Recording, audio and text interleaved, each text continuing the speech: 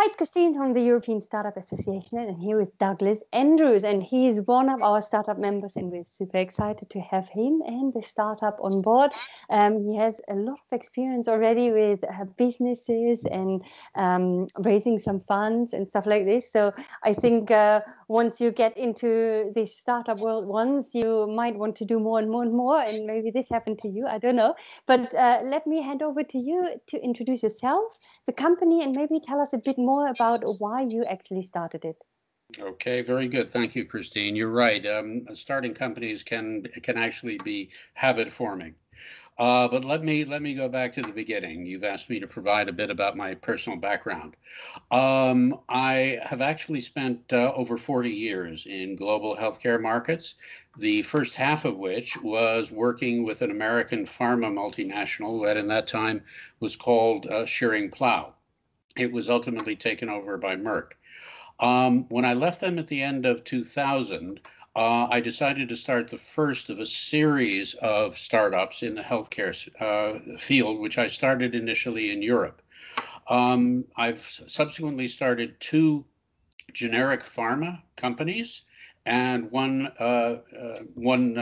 medical technology company.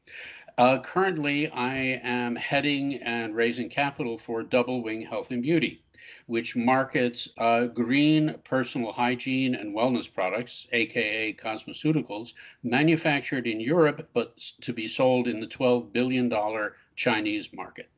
So that's what I've been doing for the past few years. Thank you so much for sharing it. It's always interesting to listen to all our startups that also have all different kind of experiences. Some don't have any experience in starting a business, some have. And what you're doing is also very interesting because I think obviously the green cosmetics market is a growing market, and it's not so easy, I think, to launch your products in China, and because of all the regulations. So someone like you and your startup comes in very handy for this. So everyone who sees this, make sure you get in contact with them.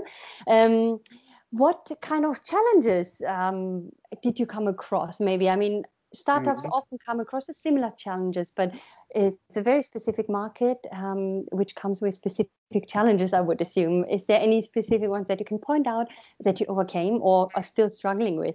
Well, there of course are always obstacles to any starting any new business, but in point of fact, we actually chose this market because it's a relatively easy one to get into. The market entry barriers in China to these types of products, particularly since they instituted cross-border e-commerce a few years ago, are in fact very simple.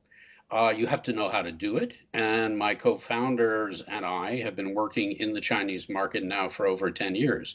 And we are very, very well introduced into, for example, the Chinese Food and Drug Administration and other parts of the Chinese government. But in point of fact, it's not a difficult task in order to launch these types of products in this huge Chinese market.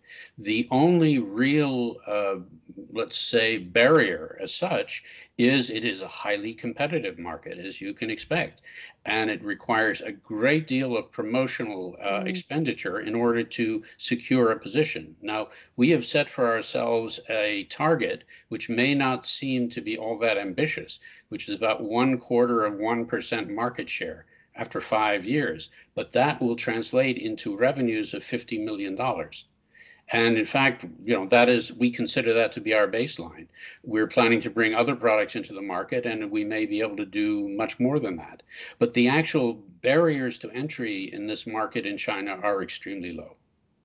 Yes. Oh, okay. I did not know this. Thank you. Very interesting. But like you say, okay, the competition is very high.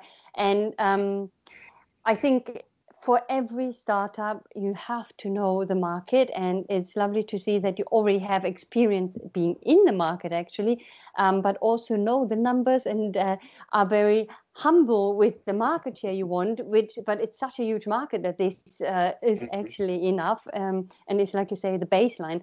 So, what kind of other or specific characteristics do you think a startup should have? Well, I think it depends obviously on the kind of startup that you're talking about.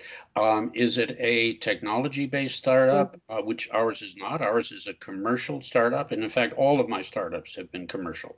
When you leave the pharmaceutical industry and you want to go out as an entrepreneur, unless you have some proprietary technology that you've been able to take with you, which I have not, you're more or less constrained to doing something on the commercial side, which in fact can also be extremely rewarding if you handle it properly, which we have, generally speaking, over the past few years. Um, the other thing is, I think you have to look at the two different models in terms of entering markets. Either what you want to do is doing what we're doing now, which is going into a huge market and trying to get a relatively low market share, which can still be extremely lucrative, or you go into a niche market and try and get a dominant market share. Yeah. That, for example, is what the famous American VC Peter Thiel has advocated. Is he says you should try and go into a market and then have 100% of that market if you can. Now, in fact, in our my previous venture, which was a medtech venture, the market was very small. It was only for across all of Europe was only about 100 million pounds. But we estimated that we could, in the fullness of time, take at least 50 or 60% of that market because the number of competitors was very low. Fortunately or unfortunately, we actually exited that business because we got an offer from an external investor that we could not refuse. Yes. So when we decided to pivot and focus entirely on the Chinese cosmeceutical market. So we went from one type of startup model to another type of startup model. Yes. Oh, good. Very nice. Thank you. And thank you for sharing also the journey a bit more. And I think it gives the viewers a good overview of what you guys are doing. I will make sure to link back to you underneath this video so that people can find out more about you guys. And yeah, that's really much it. So we're looking forward to having you at our association and supporting you and giving you visibility and finding investment for you and all these amazing things that we hope we can do for you. And thank you so much for your time today. And I will talk to you very soon. Thank you, Christine.